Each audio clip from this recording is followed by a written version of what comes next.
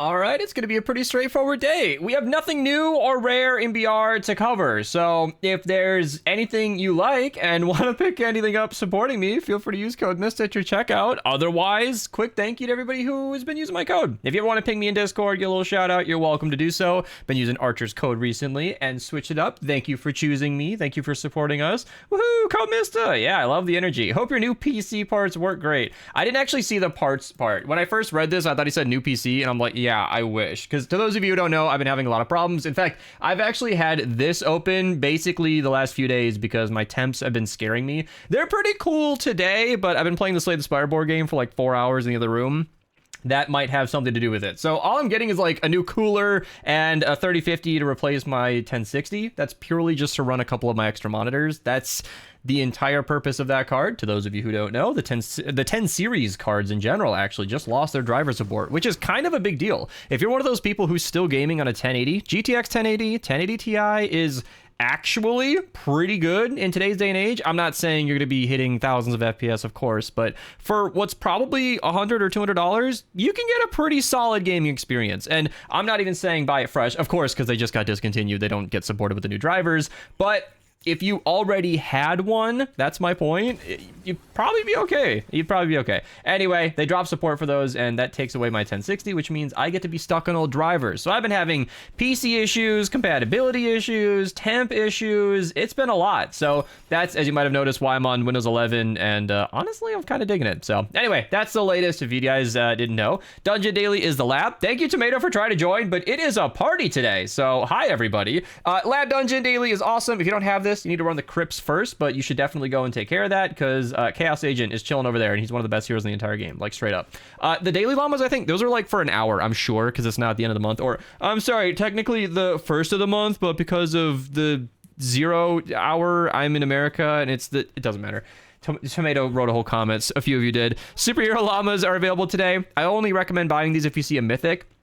Not because they're the best, but because they're pretty much only available in these llamas. So if you see a mythic hero, this is kind of your easy chance to get it without spending flux, and you should not be spending flux on mythic heroes. They are not base game heroes, mythic event heroes, I don't even think can be flux. Those ones are vouchers. So anyway, those llamas, they're expensive, but spend carefully. 4x green perk up in the 34-4 player. Thank you again to everybody joining so I can see all Avengers. I really appreciate it. I wasn't even streaming today. They did this on their own. I really thank you. It helps me out. I'm looking for a Ride the Lightning. It's hiding from me. Is it really? Just right. There we go. Upgrade llama token number 1 out of 3 available today in the 46 zone. Then I don't want to miss anything, so we're gonna go to the 70 zone over here. Double legendary. Deathstalker is not that great. Stampede is one of the strongest weapons in the entire game. Great pickup. That shotgun is excellent. Huskbuster is more cost effective, but still, if it's all the same to you, there you go. Bullstorm Jonesy, one of my favorite heroes to point out because he stacks up your damage 1% per bullet. So in support, I recommend Crackshot in the lead if you're going to go for that kind of build, but in support he can add 25% damage to that build. Super fun. 4x lightning to bottle in the 124-4 player, and when I say that build, I'm talking about a high mag size or Storm King Scourge Crackshot build. Really, you just want unlimited ammo, so anything that has like an overheat mechanic can shoot forever. Shooting Star is one of those weapons, so 4x Eye of the Storm in the 108-4 player. Shooting Star got buffed. It's still not that great, though. 4x perk up in the 144 player. Some people have said it's amazing. I gave it a try. I don't know. Should I take a second look at it? Is it good now? Because it was bugged before. It was like doing no damage. I'm like, come on, you guys.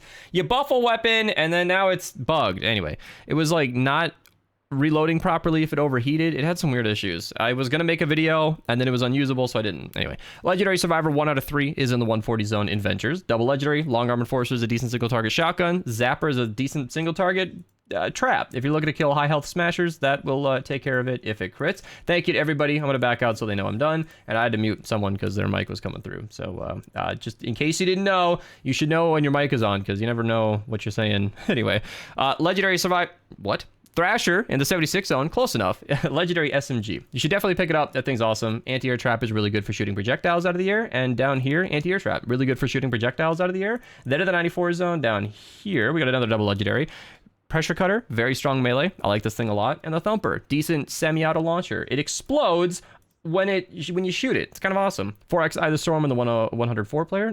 Yeah. Then we got Legendary Survivor hiding over here. There we go. That's number 2 out of 3 available today. Then Bazooka, excellent launcher. I love this thing. It's such a great base game weapon. I enjoy it a lot. 4x drops array in the 1084 player.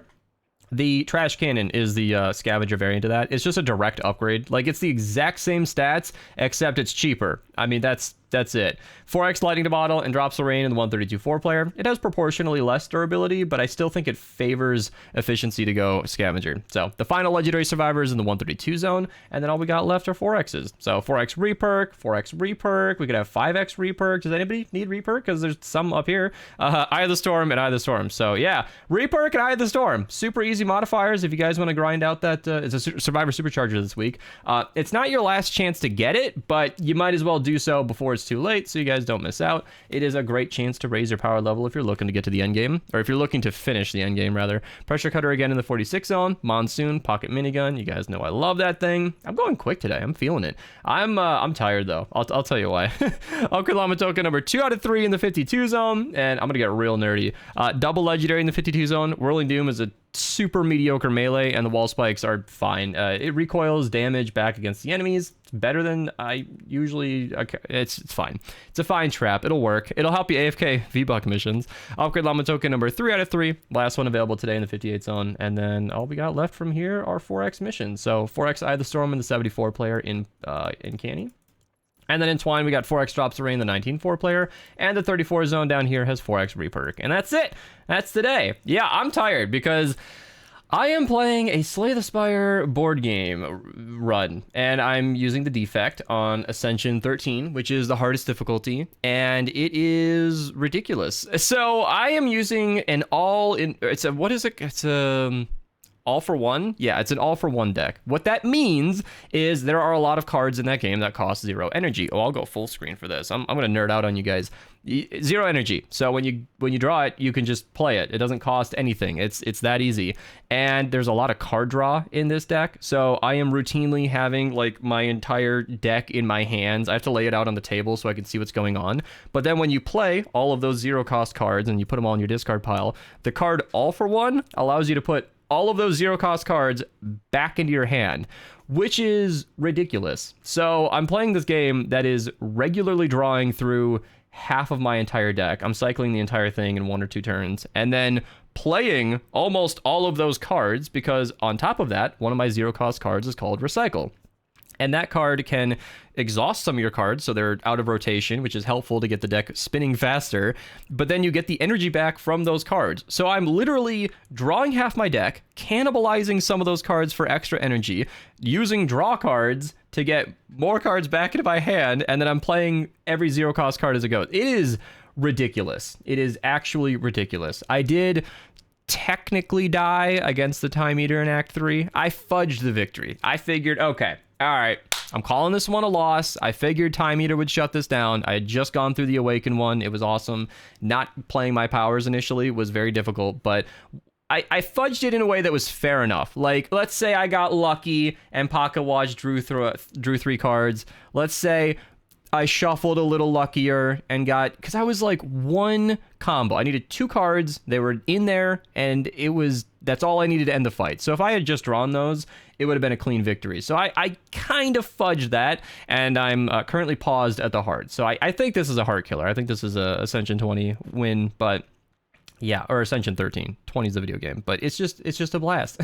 And I'm texting pictures of this to my board game group who's coming over this weekend to play it with me. So it's been a lot of fun, but that deck takes a lot of mental strain. It takes me like 30 plus minutes to get through 1 boss fight, and I just did like 3 of them in a row because, you know, you got the Awaken one, Time Eater, which was very stressful, and then the Sword and Shield versus right outside the gates of the heart. So I'm just I'm gonna go lay down.